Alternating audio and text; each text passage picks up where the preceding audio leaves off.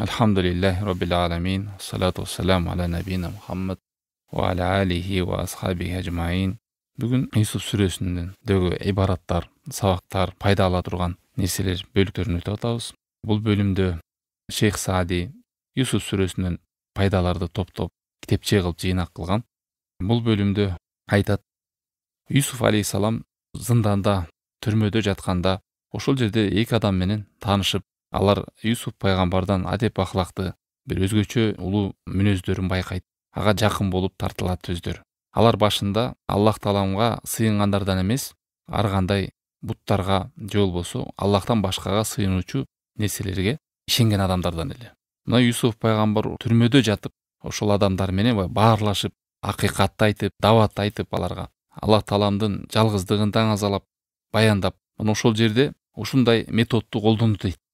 Мына баарыбыз жакындарыбыздын хидаятка түшүшүн, намаз окуп кетишин, жалгыз Аллахтын өзүнө сыйынышып, ширктен оолак болушун каалайбыз. Мына ошол баарлашууда бардык эле адам түз кабыл бербейт. Аларда туура эмес чүнүктөр болуп калат. Сиз менен талашат, тартышат, ар кандай суроолорду берет, ичиндеги ар кандай көмөндөр бар дегендей. Ошол жерде сүйлөшүүдө чындык менен жалгандын диалогу болот. Мына ошол жерде талашып тартышканда жакшы жолдордун бири дейт, шейх айтат. Ва хуа баян ма фил хак минал хайр вал манафил ажила вал ажила. Ошондой акыйкатты айтып аткан кезде, баяндап аткан кезде, акыйкаттын жакшылыктарын айт, анын пайдаларын айт. Азыркы кездеги анан алдыда келечекте боло турган. Мисалы, ушул эле исламдын артыкчылыктарын, акыреттин, Аллахка иман келтирип жакшылыкта жүргөндө кандай болот? Жана ошондой эле бул нерседен оолак болуп кете турган болсо кандай зыяндарга учурайт? Ошол нерседе пайда бар дейчи.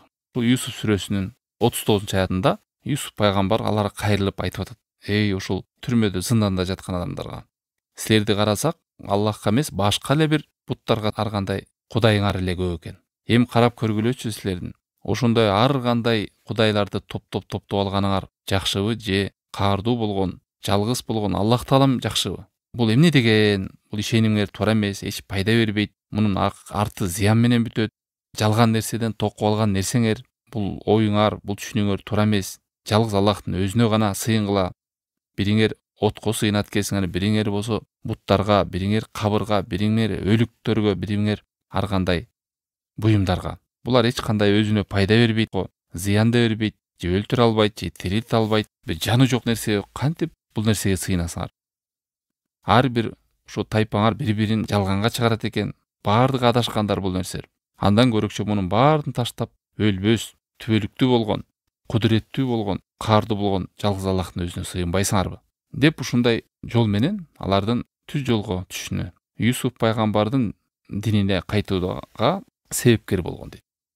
Силер адашкан экенсиңер деп катуу орой болбостон, ошол жакшылыктын артыкчылыктарын айт, акыйкаттын артыкчылыктарын айт, азыркысында, келечегинде жана ошондой эле жамандыктын, туура эмес жолдун коркунучтуу экенин, зыян экенин ошондо баянда деп шейх чакырып атат бул бөлүмдө. Мисалы, адамдардан байкап калсаңыздар, Аллахка эмес, башка нерсени улуктап, башка нерсе жүрөгү тартылып кеткенин, же ошондой нерселерге ишенип алган, ошол пайда берет, ошол зыян берет десе, айткыла дейт да. Ал нерсенин жалган экенин, зыянын, пайдасы жок экенин, ал эми түз жалгыз Аллахтын өзүнө сыйынганда кандай жакшылыктарга адам ээ болот? Мына ушул нерсени чындык менен акыйкаттагы эки тараптын да жалгандын жамандыктарын, акыйкаттын жакшылыктарын сөзсүз эскерер деп атат. Yusuf сүрөсүндөгү пайдалардын бири туура дин, түз дин. Бул кайсы дин десе, адамдарда дин десе, диндин түрү көп да. Бул дагы дин, тиги да дин дейт. Бирок эң туура дин кайсыл десе, бардык Аллах Тааламдан келген пайгамбарлардын чакырып келген жалгыз дин. Жана ошолор пайгамбарлардын жолун ээрчиген дин. Бул кайсы десе, мунун өзөгү, негизги өзөгү жалгыз Аллахтын өзүнө гана ибадаттарынуу, жалгыз Аллахтын өзүнө гана сыйынуу, ага эч кимди шерик кошпоо. Мына ушул диндин негизги өзөгү. Ушул туура дин. Эгерде жалгыз Аллахка арналбаса ибадаты, ага шерик кошо турган болсо, бул бурмаланган дин. Инил хукму илля лилля амараллаху алла та'буду илля ия. Чындыгында өкүмдөр бардык нерсе жалгыз Аллахтын өзүнө кайтат. Алла Таалам силерге буйруду, анын өзүнө гана ибадат кылып сыйынгыла. Мына ушул дин туура дин дейт. Ушул дин туура дин. Акыйда болсун, адеп ахлак болсун, мамиле болсун, амалдар болсун.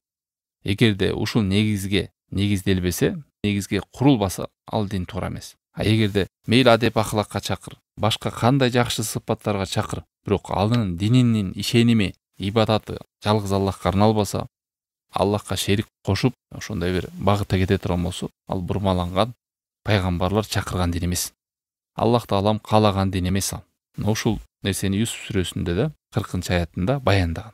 Жалгыз өзүнө сыйын кылам, мына ушул туура дин деп.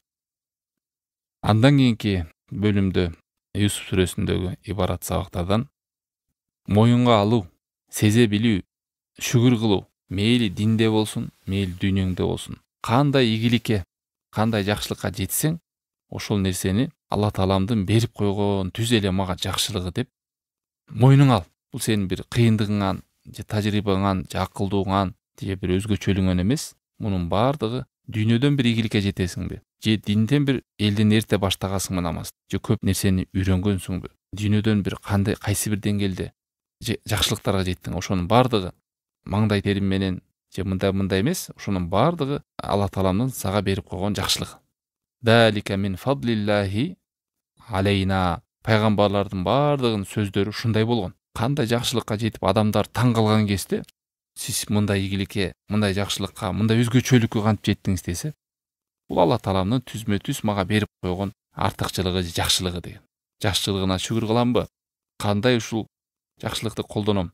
Алла Таала мага берип койду деп түшүнүшкөн.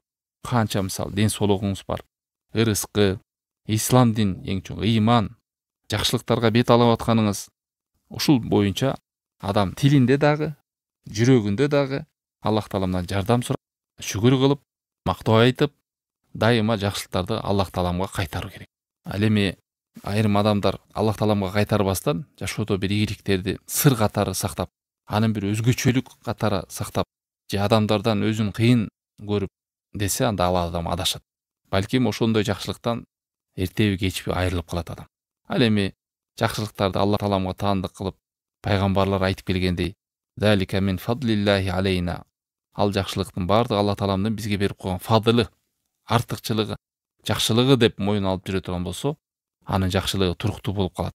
Балким ага берилген жакшылыктар дагы көбөйөт.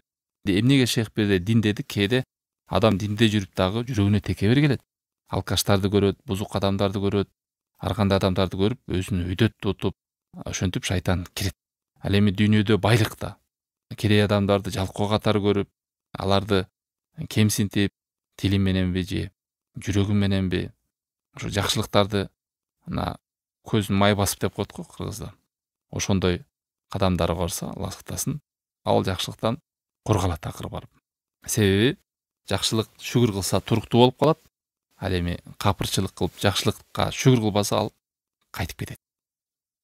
Андан кийинки бөлүктө Юсуф сүрөсүндө Аллах Тааламдын кулдарына, адамдарга жакшы чырайлуу мамиле кылуу, ихсан деген жакшылыкта, жакшылык кылуу деген сөздө. Аллах Тааламга ихсан кылуу десе, ал ибадат. Аллах Тааламга туура ибадат кылуу, Аллах Таалам сени көрүп тургандай ихлас менен ибадат кылуу. Ал эми адамдарга ихсан кылуу деген ошо мамилеңде чынчылдыгың, жакшылыгың, жакшы мамилең. Мына ушул нерсе сенде болсо дейт, адамда болсо, ал адам илимге жетет, бул дүйнө жана акыреттин жакшылыгына жетет. Куранда бир нече жол эскерген. Илим берилди, ал адамга жакшылык берилди, данышмандык берилди. Ушундай адамдардын арасынан айырмаланып көп артыкчылыктарга ээ болду. Эмнеге десе, алар мухсиндерден болчу дейт. Мухсин дегени адеп ахлагы, мамилеси адамдар менен жакшылыкта жүргөн адамдар эле дейт. Мисалы ошол эле Юсуф сүрөсүндө караңыздар. Валамма балага шуддаху атайнаху хукма ва илма ва кадалика назил мухсинин. Биз алар Юсуф пайгамбардын эрезеге жетип, күчкө толгон кезде данышмандык бердик, илим бердик. Жана ошондой эле ушундай жакшылыкты бере беребиз. Кимдерге десе, мухсиндерге дейт. Ушундай адеп ахлакта, жакшылыкта жүргөн адамдарга бере беребиз. Дагы бир аятта нусибу би рахматина ман наша ва ла нудиу ажрул мухсинин. Өзүбүздүн ырайым менен каалаган пенделерибизге жакшылыкты бере беребиз. Ырайымызды төгө беребиз. Жана мухсиндердин, жакшылыкта жүргөн адамдардын соопторун жоготпойбуз дейт. Ва ла ажрул ахир хайрун лиллазина аман. Иман келтирип таква болгон адамдарга бул сооп жакшыраак дейт. Шейх айтат, ыхсанда жүргөндүн себеп болот дейт. Адам ушул жакшылыкта жүрсө, бийик даражага жетүүгө, жамандыктан оолак болууга, жакшылыкка жетүүгө себеп. Ихсан деген бул адамдын адеп аклагы, адамдар менен чынчылдыкта мамиле кылуусу, аларга кыянат кылбоосу. Өзүңө кандай жакшылыкты кааласаң, ошондой мамилени башкаларга кылуу. Мына ушундай адамдарга Алла таалам көп жакшылыктарды убада кылган, соопторун жоготпойм деген, жана ошондой эле бул дүйнөдө да акыретте да көп деген жакшылыктарга жетет. Ошон үчүн ихсан эки тараптан. Айрым адамдар Аллах таала менен жакшы мамиледем деп, бирок адамдардын акысын жеп, зулум кылып, антип да ийгиликке жете албайт. Ошондой эле адамдар менен өтө чырайлуу мамиледе болуп, бирок Аллах таала менен мамилеси начар болсо, ширкте жүргөн болсо, Аллах сактасын, Аллах тааламга сыйынбаса, намазы жок өтө турган болсо бул дүйнөдөн, адамдар менен канча жакшылык мамиледе болсо дагы улуу жакшы мамилени ал унуткан болот. Эң чоң акыны унуткан болот. Ошон үчүн ихсан дегенди Аллахтын акысы жана адамдардын акысы камтылат. Мына ошондо адам жакшылыктарга жетет. Кийинки бөлүктө Юсуф сүрөсүндө эгер адам ошол максатты жакшылап карай турган болсо, акыбетин жакшы карай турган болсо, аягын жакшы карай турган болсо, эмнеге каякка баратат биле турган болсо, ошого жетүүдөгү ортодо баягы чыккан күтүүсүз жагдайлар, машаккаттары, оорчулуктары баардыгы адамга мындай бир жеңилдик болуп калат дейт. Адамга мындай жеңилдетет. Руханий дагы, ою дагы, жүрөгү дагы жеңил болот. Качан ушундай жеңил болот? Эгерде ошол максатты билсе.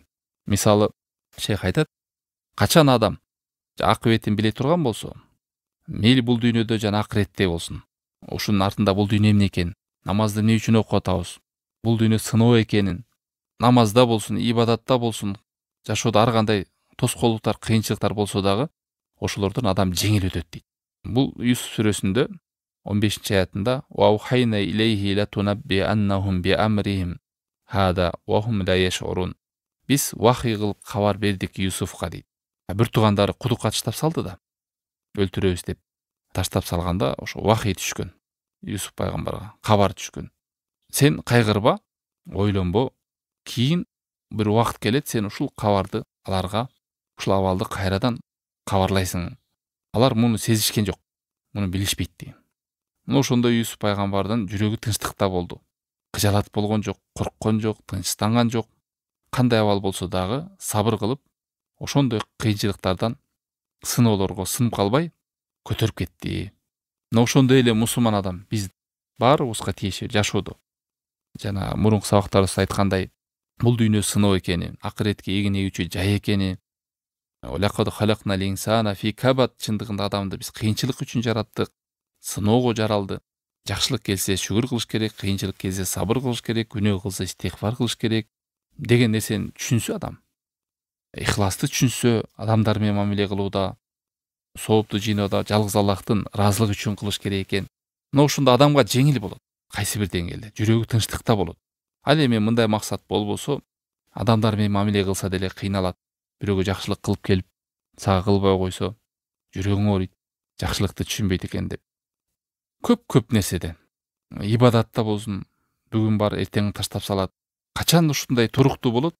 Ошол максатын билсе, акыретин түшүнсө, жалгыз Аллах тааламдын өзү үчүн кыла турган болсо, ал эми жашоодо ушул кыйынчылыктар ага тоскоол болуп, бараткан жолун токтотуп салбайт. Жакшылыгы токтоп, жамандыкка бет алып кетет. Кээде күндө кайталанчу амалдар бар. Жадабайт адамда. Намазынан жадабайт, дарат алуудан жадабайт, жакшылыкта жүрүүдөн, Аллахты эстөөдөн, Куран окуудан жадабайт. Себеби максатын билет, түбөлүк жашоого баратканын, акыретке баратканын сезет күндө. Ар бир күнү Аллах тааламдан келип аткан белек экенин билет, олжо экенин билет, пайдаланып калайын, колдонуп калайын. Бул өмүр тез өтүп кетерин билет. Чыныгы туруктуу, түбөлүктүү жашоо акырет экенин билет. Ушул нерселер жүрөгүндө турса, ал эми бул жашоодогу өйдө ылдый нерселерге бүкүттүк болуп, тынчтанып калып калбайт деп атат. Андан кийинки бөлүктө шейх айтат, Шейх Саади, Юсуф сүрөсүндөгү окуяны 30 жыл бою атасы менен баласы ортодо ажырап бири-бирин көрбөй калгандыгы, болбосо жакын эле турушат дейт да, жакын эле турат. Айрымдарга мындай ой келиши мүмкүн. Атасы да пайгамбар, баласы да пайгамбар. Анан жакын эле аралыктан ушул 30 жыл бою көрүшө албай калгандыкты кантип ушул табыша албай калды? Аралык деле жакынго кандай түшүнөбүз бул нерсени десе, жооп бергиле дейт. Бул нерсе таң калыштуу деле нерсе эмес. Аллах Тааламдын кудуретинде. Аллах Таалам ушундай жазып кое турган болсо, тагдырга даанышмандыгы менен, кудурети менен ошол нерсе болот. Жолугуша албайт деди, жолугуша албайт. 30 жыл аралыгында. Бул да Аллах Тааламдын бир даанышмандыгы менен, тагдыр менен мындай нерселер боло берет. Ошол эле Кахф сүрөсүндө мурунку сабактарда өткөндөй, үңкүр ээлери 300 жылдан ашык уктап калган. 3 кылымдан ашык үңкүрдө жатышты. Аллах Тааламдын кудуретине бул нерсе таң калыштуу эмеспиз. Ошондой эле жанагы еврейлердин дагы делегаттары, башчылары, Муса пайгамбарга каршы чыккандары. Аллах Таалам жазалап, эмне кылды? Бир эле шаардын ичинен четинде эле 40 жыл айланып жүргөн үйлөрүн таба албай. Элестетиңиздер, бул да Куранда келген. 40 жыл ошол топ Муса пайгамбарга тоң моюндук кылган башчылар. Бир эле айыл менен шаардын четинде эле жинди койдой айланып жүрүшө берген. Аллах Таалам жазалап салган да. Ошон үчүн бул нерсе Аллах Тааламдын кудуретинде, Аллах Тааламдын даанышмандыгында адамдарга кээде ушундай нерсени жазып коет. Айлап эмес, жылдап эмес, балким 50 жылдап, 60 жылдап жакындар көрүшпөй кала берет. Бул да бир Аллах Тааламдын бир жазып койгон жакшылыгы бар. Советтер Союзу 70 жылдык аралыгында Шейх Абдыразак Албадыр айтат, Сауд Аравияда айрым өзбектер, Орто Азиядан орустар басып кирген кезде эле чыгып кеткен табалар болуптур мусулмандардан. Араб өлкөсүндө калып калышкан дейт. Айрымдар 50 жыл, 60 жыл, 70 жылга чейин, анан Советтер Союзу кайра кулаган кезде кайтып келгендер болду. Ошол дагы деле билесиздер, Сауд Аравияда өзбектер бар, тажиктер бар, ар кандай улуттар бар. Көчүп кетип калган ушул орустар басып келгенде Средний Азияны. Туугандарын зыярат кылам деп 50 жылдан кайтып келишкен дейт айрымдар Орто Азияга. Айрымдары шейхке айтып бериптир. 60 жылдан кийин кайтып келип, биз үйдө эле турат дейт ошондой. Үйүнө келип анан кайтыш болгон дейт. Туугандары айтып бериптир. Аллах Таалам ажалын өзүнүн үйүндө жазган экен. Кайра 60 жыл Сауд Аравияда жашаса деле кайра кайтып келип жан берди. Ошондой нерселер боло берет, бул таң калыштуу эмес дейт шейх. Андан кийинки бөлүмдө Юсуф сүрөсүндө ошол адамдын күнөөсүн башка бирөө көтөрбөйт. Бирөөгө жакшылык кылууда бир арам нерсе камтылбаш керек, жана парс болгон нерсе ташталбаш керек. Ушуну жакшы түшүнүп алайлы. Кээ бир учурда адам бирөөгө жакшылык кылам деп бирөөгө зулум берип алат. Бирөөгө жакшылык кылам деп же парсыңыз ташталбасын, жана арам нерсе кылынбасын. Ошондо жакшылык болуп саналат да. Эң негизи бирөөгө берип атпайынбы, кылып атпайынбы деген нерсе эмес. Бу жерде да ошо сүрөдө Аллах Таалам бизди сактасын бирөөгө зулум кылуудан деген нерсе бар да. Ким алган болсо, ошол адамды гана кармап калабыз. Ал эми ордуна башка бирөөнү албайбыз деген. Ошо Юсуф пайгамбар бир туугандары сунуштаган да, жана инисин алып калбай, ошонун куржунан чыгып калган да буюм. Башкабыз деле сизге түшүп берейли, ошобузду деле камап коюңуз, кармап калыңыз. Ал эми бул инибизди кой бериңиз дегенде Аллах сактасын. Биз ким айып кылган болсо туура эмес. Ошону гана айыптайбыз. Ошону гана кармап калабыз. Башкага зулум бербейбиз. Бирөөнүн күнөөсүнө бирөө көтөрбөйт. Ошондой эле бирөөгө жакшылык кылууда башка бирөөгө да зыянга учурабасын. Же болбосо Аллахтын буйругу ташталып калбасын. Кээ бир адамдар мисалы бирөөгө жакшылык кылам деп бирөөнүкүнө урдуп алып туруп берип койсо болобу? Болбойт. Бирөөгө жакшылык кылышым керек деп намазды таштап алып туруп, мен бир күн иштедим, негизи ага жакшылык кылайын деп намаз окубай жүрө бердим деген. Болбойт. Бирөөнүкүн алып бирөөгө тартып туруп берип койгон болбойт. Жана чорнойларды болуп бирөөнү коркутуп алып анан кайра мечит салдык же бирөөгө жардам бердик. Андай болбойт. Жакшылык качан адилеттүүлүк менен курулганда. Мына ошондо жакшылык болот. Бирөөнүкүн бирөө жебестен, арам нерсе кылынбастан, Аллахтын буйругу ташталбастан. Мына ошондо жакшылык болуп саналат. Ушул эки шартты эле билип алсаңыздар, жакшылык болуш үчүн арам болбош керек, жана боюнуңузга жүктөлгөн Аллах Тааламдан парс нерсе ташталбаш керек. Ошондо жакшылык кылганыңыз сооп болот, жакшылык болуп саналат. Субханакаллахумма бихамдика ашхаду ан ла илаха илля анта астагфирука ва атубу илейк. Саллаллаху тааля аля хайри халкихи ва аля алихи ва сахбихи ажмаин.